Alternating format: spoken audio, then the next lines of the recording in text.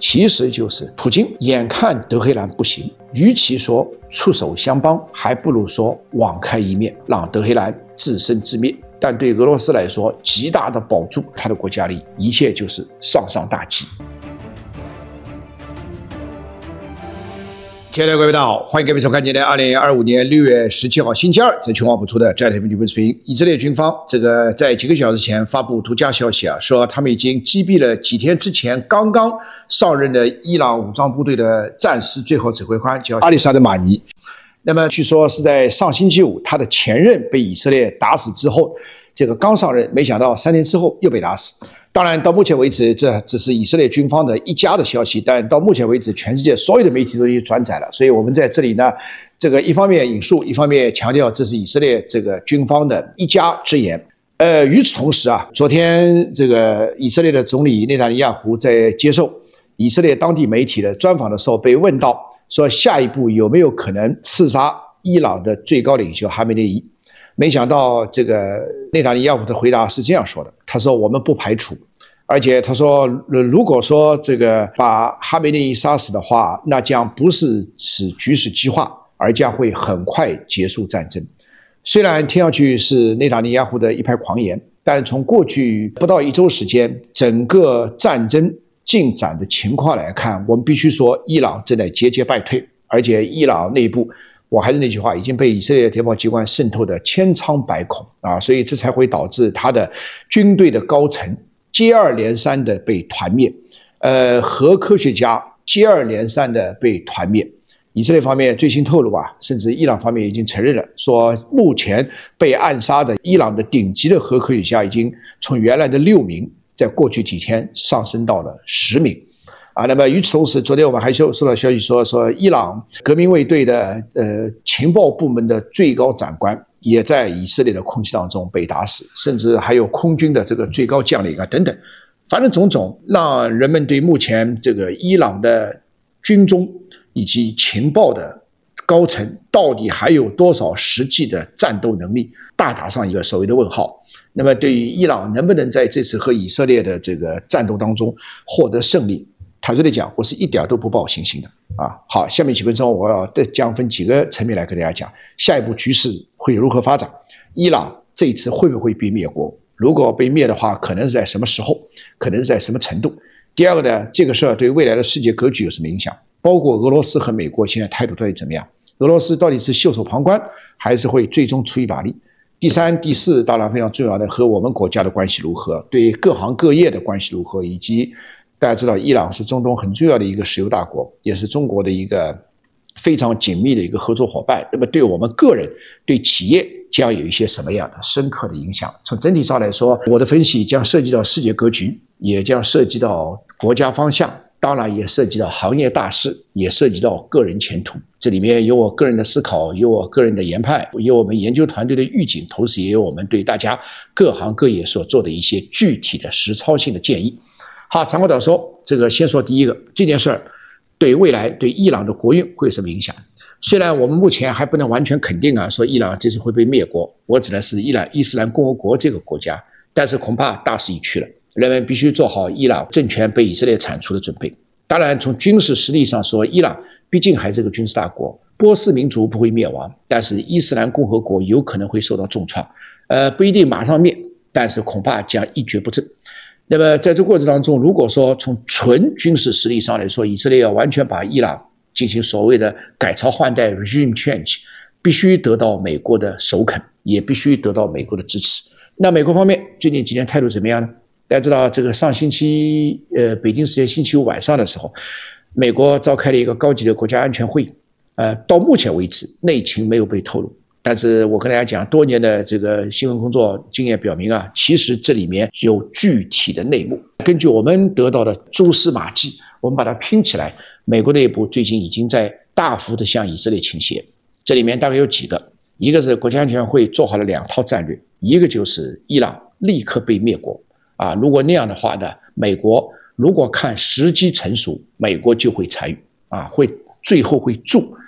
以色列以一臂之力。因为对美国来说，以色列它的强硬只是一个方式问题而他对以色列的要剿灭，其实从最终的利益上是符合美国的国家和长期的战略利益的。所以在这次问题上，美国正在已经渐渐的从原来的反对，到后来的袖手旁观、置身度外，到现在的愿意参与其中，甚至在不需要美国使出很大力气的情况下，无论从军事还是情报，还是从战略，还是从各种资源上，助以色列一臂之力，来尽快的铲除德黑兰的政权。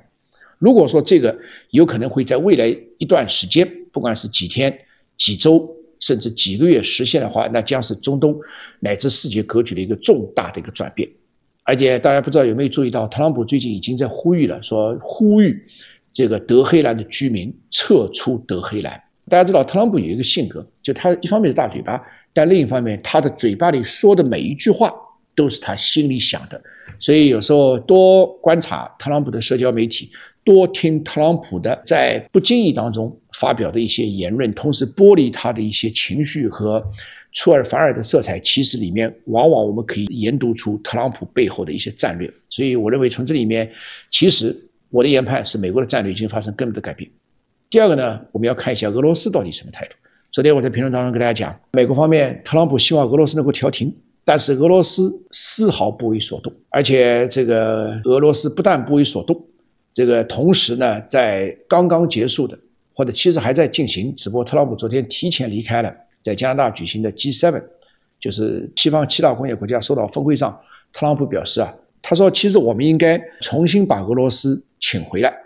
说以前是8国领袖峰会等等，虽然遭到另外7个国家的一致的反对，但是特朗普有此意，说明什么呢？说明他跟普京两人私下有沟通，私下有协调，私下有默契。那么这个沟通协调默契是什么呢？我现在大胆来做个推演，其实就是普京眼看德黑兰不行，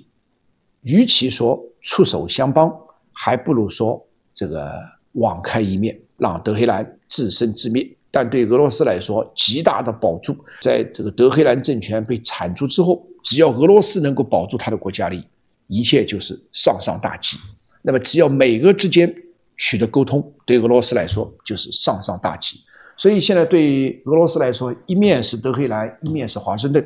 哪一方面对他更重要？显然是华盛顿对莫斯科更重要。所以莫斯科现在完全愿意为了华盛顿而舍弃德黑兰，这就是最近这段时间正在发生的一些非常微妙的变化。而这个微妙的变化既涉及到现在以色列对伊朗的这个行动，以及最后伊朗的这个国运，同时也涉及到后面的中东的格局乃至世界的格局。中东格局、世界格局就是包括对我们中国来说，很多国家，包括我们的很多企业，从现在开始就要像2003年那时候一样，要做好伊拉克政权被剿灭的准备。对我们来说，其实我建议我们大家还是向俄罗斯去学一学，只要我们能够保住在伊朗的政权被剿灭之后呢，我们的利益，我们的政治利益，我们的经济利益，我们的企业利益，剿灭又何妨呢？这跟中国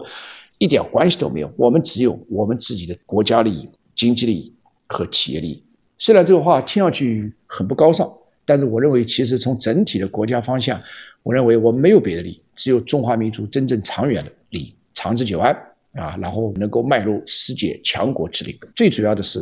后续世界格局会出现一种在我们的研究团队看起来是叫新雅尔塔秩序。大家知道雅尔塔秩序在1945年以后成立，到现在已经80年，其实已经形同虚设。那么如果说现在无论是俄乌战争，无论是在普京和特朗普之间，还是通过这次的以色列对伊朗的军事行动，完全不可小觑的伊朗有可能会被剿灭的情况，我认为未来的雅尔塔秩序大概就在3个强国之间展开，一个是美国，一个是中国，一个是俄罗斯。不要问为什么，这个世界到目前为止不讲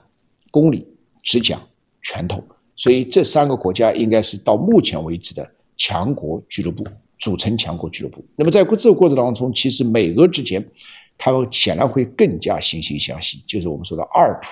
之间的内心的协调，二普之间的心心相印。但对中国来说，我们一定要争取加入到这个俱乐部，不问是非，只问成果。未来的世界格局，至少2050年之前的世界格局，相当程度将由这个强人或者强国俱乐部，我们称之为叫新雅尔塔秩序来决定。那么这个后面对于我们的不但对世界格局，对我们的国家的方向，对各行各业、对中国经济、对企业，甚至对我们个人，都是有非常重大的影响的。好，非常感谢各位的关注，明儿同时间我们再见，谢谢大家。